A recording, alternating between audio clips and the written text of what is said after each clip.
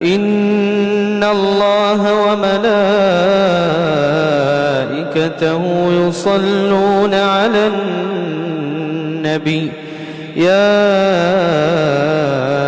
أيها الذين آمنوا صلوا عليه وسلموا تسليما.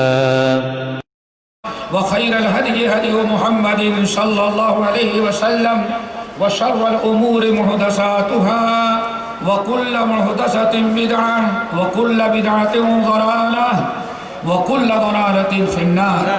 فأعوذ بالله من الشيطان الرجيم. بسم الله الرحمن الرحيم. يا أيها الذين آمنوا إن تنصروا الله ينصركم ويثبت أقدامكم. صدر اجلاس علماء کرام معزز سامعین نوجوان ساتھیوں دینی ماں اور بہنوں تھوڑے سے وقت میں ہمیں چند باتیں کرنی ہیں. اسی کی مناسبت سے میں نے قرآن پاک سورۃ محمد کی ایک آیت تلاوت کی ہے جس میں اللہ رب العالمین نے وعدہ کیا ہے کہ اے ایمان والو ان تنصروا اللہ ینصرکم ویثبت اقدامکم.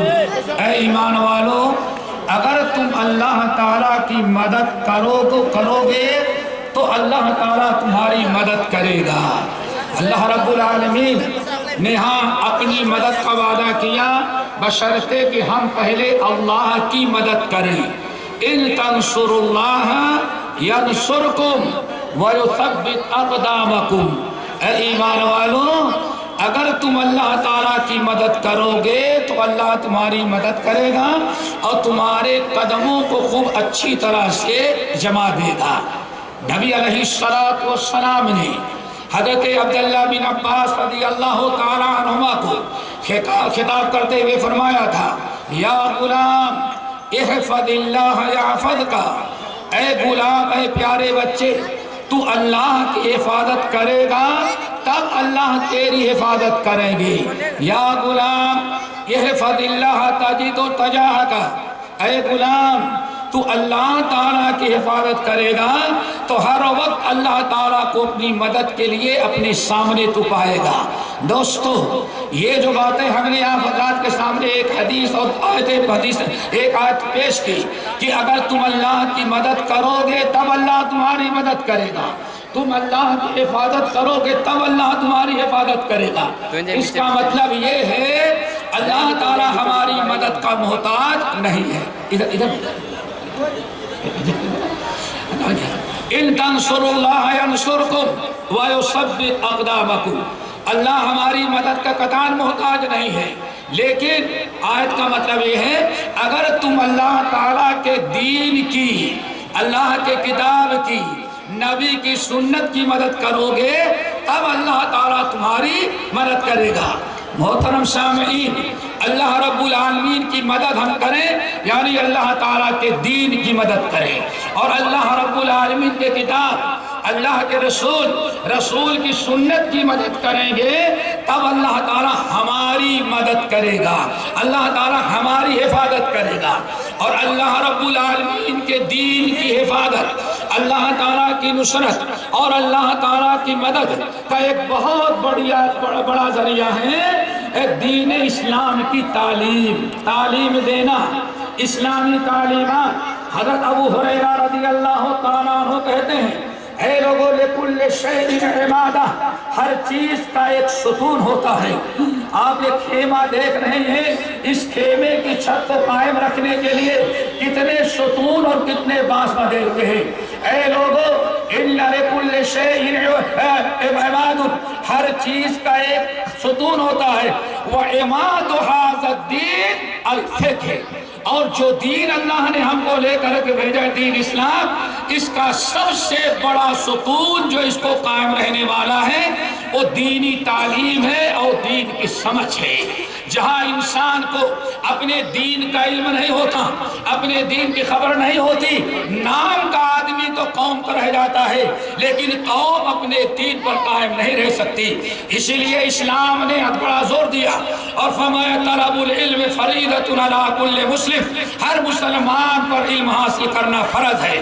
دوستو، اس علم حاصل کرنے کا اور دینی تعلیمات کا ایک بہت بڑا ذریعہ جو ہوتا ہے وہ یہ دینی مدارس ہیں۔ اسی لیے اسلام کے اندر دینی مدارس اور دینی طلبہ کا اتنا بڑا اہتمام ہے۔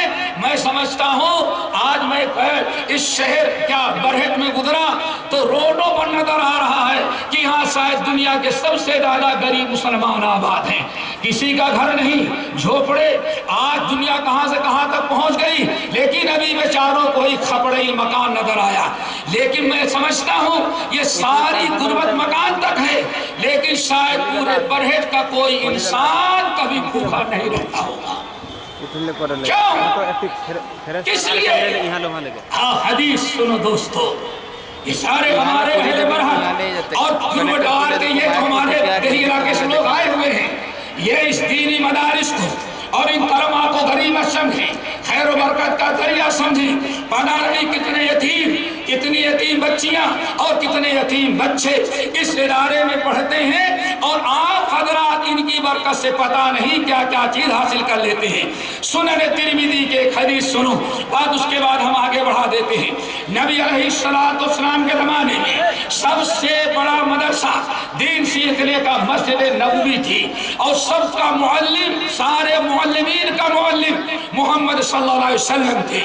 دو سگے بھائی تھے، دونوں کا گھر الگ، دونوں کا مکان الگ، دونوں کی کھیتیاں الگ۔ ان میں سے ایک بھائی، ذرا اچھی طرح سے سمجھیں، ایک بھائی تو روزانہ صبح کرتا اور نبی علیہ السلام کے پاس آ کر کے بیٹھ جاتا اور اللہ کے رسول کے پاس آ جانے کے بعد وہ قرآن یاد کرتا، حدیثیں یاد کرتا، دین سیکھتا، وضو مسائل سیکھتا۔ اور دوسرا بھائی جو تھا وہ اپنی کھیتی باڑی میں مست تھا، لیکن مشکل یہ تھی اپنے کھیت میں پانی ڈالے تو دیکھے کہ ہمارا بھائی جو ہے اس کی بھی کھیتی میں پانی کی ضرورت ہے، اور سوچتا ہے وہ تو گھر کی فکر نہیں کرتا، بیوی بچوں کی فکر نہیں کرتا، وہ جا کر کے نبی کے پاس بیٹھ کر کے دین سیکھتا رہتا ہے۔ چلو ایسا کرو، وہ تو ناکارہ نکل ہی گئے نا، کم سے کم ہم اپنے بھائی اور بھابھی اور بھتیجوں کا خیال رکھیں۔ اپنے کھیت میں پانی ڈالتا تو بھائی کے کھیت میں پانی ڈال دیتا، جب اپنے جانور کو چارہ دینے لگتا تو واقعی بھائی کے جانور بھی اس کو ٹوٹ پڑتے، تو اپنے جانور کو بھی کھلاتا اور بھائی کے جانوروں کو بھی کھلاتا، اپنی کھیتی دیکھتا، اپنے بھائی کی کھیتی بھی دیکھتا۔ ایک دن بڑی عجیب سے بات ہے، سنو دوستو، اہل برہٹ اور قرب جوار کے لوگوں، میں نے کہا سوچو کہ کس کی برکت سے دنیا کی ساری چیزیں ہوگی لیکن کوئی ایک انسان آج تک بھوکا نہ ہوگا اور نہ تو بغیر کپڑے کے وہ انسان ہوگا۔ ذرا سوچو وجہ کیا ہے۔ میرے ایک دن بڑا بھائی بڑے غصے میں آیا اور آنے کے بعد کہا یا رسول اللہ، یہ ہمارا بھائی ہے، آپ کے پاس آ کر کے بیٹھ جاتا ہے صبح سے شام تک، نہ اپنی کھیتی دیکھتا ہے، نہ اپنے جانور دیکھتا ہے، نہ اپنے بچوں کا خیال رکھتا ہے۔ میں اپنے بچوں کو دیکھوں، بھتیجوں کو، اس کے بچوں کو دیکھوں، میں اپنی کھیتی کا کام کروں، اس کا بھی مجھے کرنا پڑے۔ برائے مہربانی آپ اس کو اٹھائیں اور آئے کہیں ہمارے پاس آنا بند کرے اور آ کر کے اپنی کھیتی باڑی سنبھالے۔ نبی علیہ السلام کو جواب سنو، اللہ کے رسول مسکرائے اور فرمائے میاں تم اس کا کام کرتے ہو چونکہ یہ ہمارے پاس بیٹھ کر کے، ہمارے مسجد میں، ہمارے مدرسے میں بیٹھ کر کے دین سیکھتا ہے، اس لیے تم اس کا کام کرتے ہو۔ اللہ کی قسم سن لو، میں تمہیں مشورہ دیتا ہوں، جیسے آج تک تم نے اس بھائی کا کاروبار سنبھالا، آئندہ بھی تم سنبھالتے رہو۔ تم کو نہیں پتا ہے لعلک ترزق بہ، اللہ کی قسم یہ بیٹھ کے ہمارے پاس دین سیکھتا ہے، اسی کی برکت سے اللہ نے تیرے مال اور اولاد میں برکت دے۔ دوستو اس لیے آج تک جیسے مدرسے کا تعاون کرتے رہے، تن من دھن جان ہر اعتبار سے انشاءاللہ مرتے دم تک اس ادارے کو قائم رکھنے اور اس کو آگے بڑھانے، ترقی دینے کی اس سے بھی زیادہ کوشش کرتے رہیں گے انشاءاللہ۔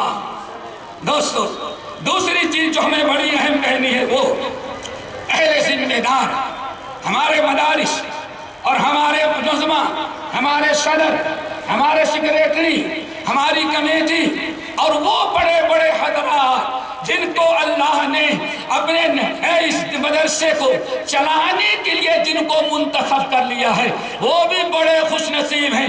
ان کو یہ پتہ نہیں کہ کتنی برکتیں ان کو اس کی وجہ سے ملتی ہوگی۔ سبحان اللہ۔ حضرت ابو سعید خدری، ابو ہریرہ اور ہمارے سلف ایک حدیث سنی تھی۔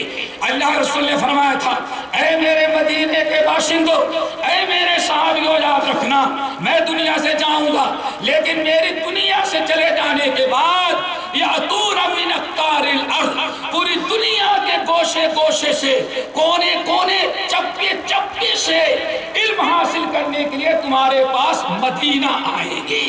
میں جاؤں گا لیکن علم حاصل کرنے والے مدینہ آئیں گے۔ اللہ سبحانہ کیا فرمایا، استوصوا بہم خیرن، میں تمہیں وصیت کرتا ہوں کہ ہمیشہ ان کے ساتھ بھلائی کا معاملہ کرنا، ہمیشہ انہیں کے ہر قسم کی سہولتیں اور آسانیوں کو مہیا کرنے کی کوشش کرنا۔ یہ بہت بڑی چیز تھی۔ اسی لیے جب کوئی انسان مدینہ طیبہ میں دوستو نبی علیہ السلام کے شہر میں آتا، کوئی بھی صحابی، کوئی بھی تابعی دیکھتا، وہ کہتا، آئیے آئیے مرحبا بکم بوصیت رسول اللہ، اللہ کے رسول کے مہمان آپ آئیے، آپ اللہ کے رسول کے مہمان ہیں، ہم خوش نصیب ہیں کہ آپ ہمارے یہاں آئے علم حاصل کرنے کے لیے۔ اور بڑی خوشی کی اظہار کرتے، کہتے سن لو، اللہ کے رسول نے ہم کو وصیت کیا تھا کہ جب تم لوگ آؤ تو ہم ان کے ساتھ خوب بھلائی کا معاملہ کریں۔ اللہ رب العالمین ہمیں ہمارے ذمہ داروں کو بھی اس خارے قہر میں آئندہ بھی اس سے بھی زیادہ انشاءاللہ کوشش کریں گے، اور دامے در میں سکھنے ہر اعتبار سے ہم ان طلبہ کی خدمت کریں گے۔ بس ایک چیز یاد رکھ لینا دوستو، یہ عام انسان نہیں ہے، یہ وہ مخلوق ہے کہ جن کے لیے فرشتے اپنے پروں کو بچھاتے ہیں اور کہتے ہیں میری خوش نصیبی ہے کہ طالب علم ہمارے قدموں کو اپنے قدموں سے میرے پر کو کچلتا ہوا گزر جائے۔ یہ اللہ کے رسول کے مہمان ہیں۔ کوئی طالب علم ہو وہ ہمارا مہمان نہیں، آپ کا مہمان نہیں، وہ اللہ کے رسول کا مہمان ہے۔ پھر یاد رکھو، جس انسان، جس قوم، جن مہمانوں کے لیے اللہ کے رسول نے وصیت کیا ہوگا، ان کا ذرا خیال رکھنا۔ جو خیال رکھے گا وہ پتہ نہیں اللہ تعالیٰ کے ہاں کتنی رحمتوں اور برکتوں کا مستحق بن جائے گا۔ نمبر 3، ہم اپنے اللہ اکبر گھر والے بتائیں، بڑی عجیب سے چیز سنا ہوگا آپ نے، دہلی دارالحدیث رحمانیہ نام سنا ہوگا آپ لوگوں نے، صرف 1923 سے شروع ہوا، 1921 سے، اور 47 میں ختم ہوا۔ پتہ نہیں کتنے کتنے علماء پیدا ہوئے۔ حیرت کی بات تو یہ ہے، جب دنیا کا سب سے بڑا اہل حدیث ادارہ ہندوستان کا نہیں، پوری دنیا کا سب سے بڑا اہل حدیث ادارہ الجامعۃ السلفیہ، جس کی بنیاد 1927 سے رکھی جا رہی تھی، لیکن جب اتنا بڑا ادارہ قائم ہوا تو اس ادارے کے شیخ الحدیث کون بنے گا؟ کون بنے گا؟ اس پوری دنیا میں کون ہے جو جامعہ سلفیہ میں بخاری پڑھائے؟ ڈھونڈنے سے پتا چلا آپ کے علاقے مولوی ہے، آپ کے سرزمین کا عالم ہے، جو پورے دنیا کی سب سے بڑے یونیورسٹی ہے حدیث کی، جامعہ السلفیہ بنارس میں حدیث پڑھانے گیا۔ اور آج بھی اگر کوئی بخاری اٹھائے تو اس عالم کی تعلیقات صحیح بخاری میں پڑھاتے وقت آج بھی میں نے اپنی آنکھوں سے دیکھا ہے۔ میرے بھائی، جب رحمانیہ قائم ہوا، عبرت کی چیز بتاتا ہوں، یہ اللہ کے رسول کے مہمان ہیں، ہمارے نہیں، آپ کے نہیں، یہ یتیم نہیں، بلکہ ان کی جتنی بھی خدمت، کم سے کم ان کے حق میں دعائیں تو کر سکتے ہو۔ اللہ اکبر۔ دارالحدیث رحمانیہ چلاتا رہا۔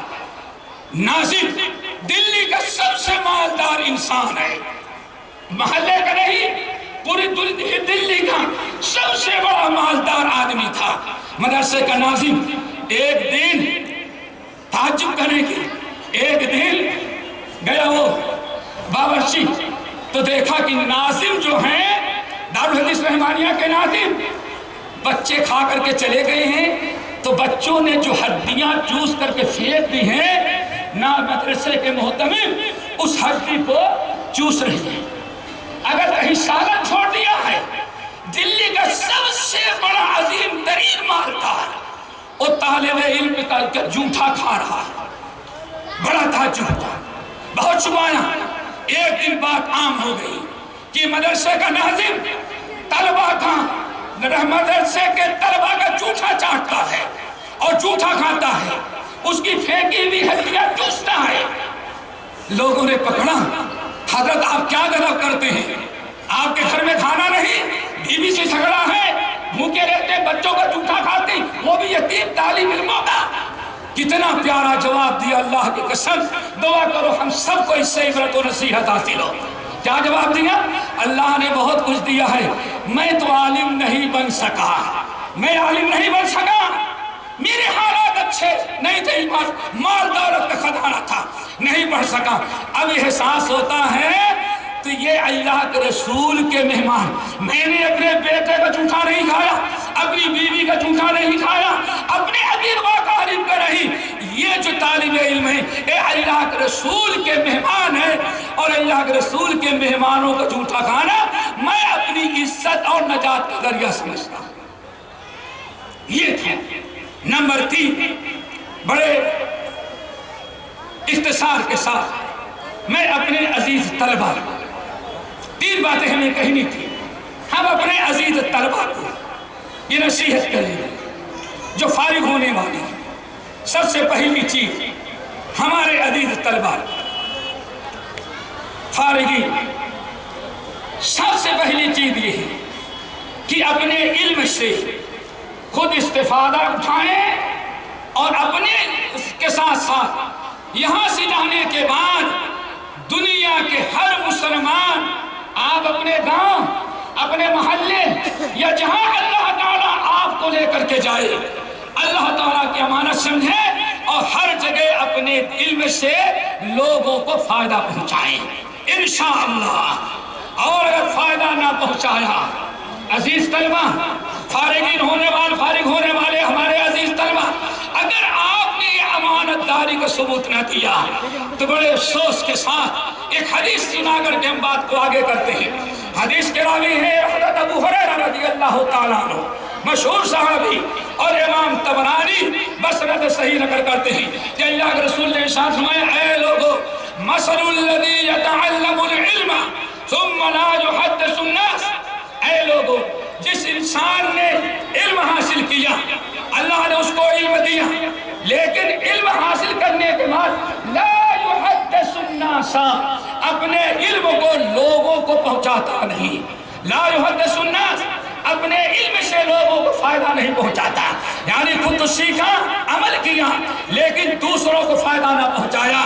آپ علماء ہیں، آپ فضلاء ہیں، بس اشارہ کر دینا کافی ہے۔ آپ نے ساتھ فرمایا، مثل الذی، وہ عالم، وہ انسان جس نے علم حاصل کیا، لیکن علم حاصل کرنے کے بعد اپنے تک رکھا، اللہ تعالیٰ کے بندوں کو فائدہ نہ پہنچایا، اس کی مثال کیسی ہے؟ کمثل الذی یکنز الکنز ثم لا ينفقه، اس مالدار کے مانند ہے کہ اللہ نے مال تو دیا لیکن مالدار زکوٰۃ نہیں نکالتا۔ اللہ اکبر، کتنی عجیب ترین، کتنی عجیب سی مثال دی۔ ایک انسان کو اللہ نے مال دیا، مال کی زکوٰۃ نہ نکالے تو جو گناہ کا اس کو ہوتا ہے وہی گناہ اللہ سے فرماتے ہیں ہمارے اس امتی کو ہے جو علم کو حاصل کرتا ہے لیکن علم حاصل کرنے کے ساتھ ساتھ غیروں کو پہنچاتا نہیں۔ انشاءاللہ نمبر 2، فارغی کوشش کریں اپنے اخلاق یاد رکھنا دوستو۔ علم جو ہے اپنے علم سے فائدہ نہیں پہنچا سکتے جب تک کہ آپ کے اندر نہ آ جائے. دعا کرو اللہ نے جیسے علم دیا اپنے ان مشائخ سے علم سیکھا تو ان سے اخلاق بھی سیکھے, حدیث سے اخلاق سیکھے. کیوں؟ نبی علیہ السلام نے ارشاد فرمایا خیرکم احسنکم اسلاما احسنکم اخلاقا اذا فقہوا, تم میں سب سے اچھا مسلمان وہ ہے جس کے اخلاق اچھے ہوں بشرطے کہ اس کو دین کی سمجھ ہو. تو انشاءاللہ یہ میں آپ اللہ سے کہتا ہوں, ہم نے اور آپ میں سب سے زیادہ آپ اپنے اخلاق پر غور کریں. جب تک اخلاق درست نہیں ہوتا تب تک آپ اپنے علم سے کسی کو فائدہ نہیں پہنچا سکتے. اللہ ہمارے اخلاق کی اصلاح فرما دے. نمبر 3 عزیز طلبہ, یہ آخری چیز ہے, ذرا بات تو مشکل ہوگی, اسلامی وعدہ قطع کا خیال ہے. دوستو اسلامی وعدہ قطع, آپ دوسروں کو نہ دیکھیں, آپ اسلام کو دیکھیں. آپ اپنی اسلامی وعدہ قطع, اپنے لباس, اپنی شکل و صورت, اپنے چال چلن, اپنی حرکتوں, اپنے کردار سے عزیزو ہمیشہ نبی کو اسوہ بناؤ, اپنے اساتذہ کو اسوہ بناؤ, اپنے اکابر کو اسوہ بناؤ. کیوں؟ اللہ اکبر, اللہ کے رسول نے ارشاد فرمایا الہدی الصالح والسمت الحسن. اے لوگو, بخاری تک آپ نے پڑھا ہے سنن مشکات سے لے کر کے, الہدی الصالح والسمت الحسن, اچھے طور طریقے, اچھے چال چلن یہ نبوت کے 25 حصوں میں سے ایک حصہ ہے. اب آپ ذرا بتائیں نبی کے وارث کیسے بن سکتے ہیں جب اپنی وعدہ قطع میں بھی ہم نبی کی سنت و طریقہ نہ اپنائیں. اللہ تعالیٰ سے دعا کرو, یہ چند باتیں ہم نے کہی ہیں, اللہ تعالیٰ سب کو عالم بنایا ہے, عالم عمل بنائے, اور سب سے بڑی چیز ہی یہ کہ دین کی خدمت کرنے والا بنائے. اللہ ہم سب کو ان کی توفیق نصیب فرمائے. اقول قولی ھذا واستغفر اللہ من کل ذنب واتوب الیہ. سبحانک اللہم و بحمدک اشہد ان لا الہ الا انت استغفرک واتوب الیک.